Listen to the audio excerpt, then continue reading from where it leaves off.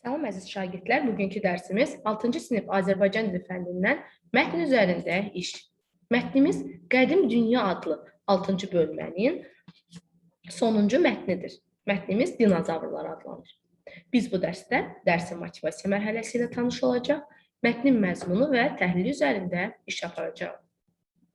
Mətnə keçid almazdan əvvəl sizə klaster üzərində bir tapşırıq vermək istərdim. Eradan əvvəl yer üzündə yaşayan, uşaqların sevimli cizgi filmi qəhrəmanı olan və hazırda nəsli kəsilən, bitki və ətlə qidalanan canlılar hansılardır sualını versəm, təbii ki, mövzunun adına uyğun olaraq dinozavrlar cavabını verəcəksiniz. Bugünkü mövzumuz da məhz dinozavrlar mövzusudur.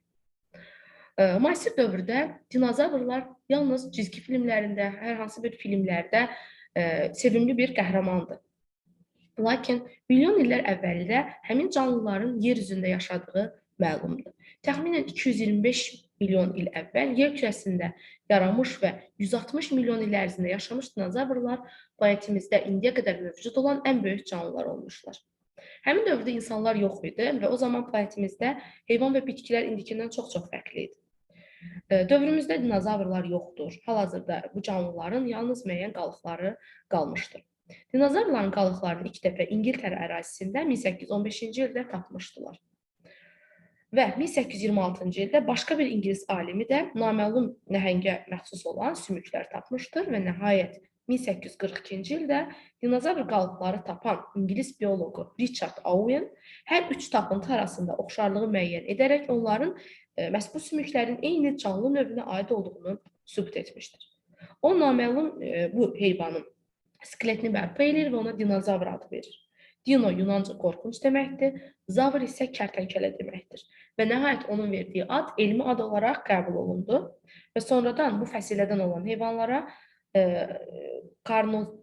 karnotozavr, antiozavr, ixtiozavr və s. kimi adlar verməyə başladılar. Dinozavrların sümükləri milyon illər üst-üstə qalıqlanmış torpaq layları altından çıxarılmışdır. Heyvan və bitki qalıqlarının axtarışı və bərpası ilə məşğul olan alimlər paleontoloq adlanır. Paleontoloqlar dinozavr sümükləri üzərində araşdırma aparmışlar və 1858-ci ildə Richard Owen ABŞ ərazisində tapılan dinozavr qalıqlarını baxaraq onların iki arxa ayaq üzərində gəzdiklərini sübuta yetirmişdir. Dinozavr qalıqları bütün qitə və materiklərdə var. Paleontoloqlar dinozavrların mindən çox növünü aşkar etmişdilər və alimlər əvvəlcə fikirləşirdilər ki, bunlar balalarını bətnində bəsləyərək dünyaya gətirir. Lakin 1859-da Fransa ərazisində dinozavrlara məxsus yumurtalar tapıldı.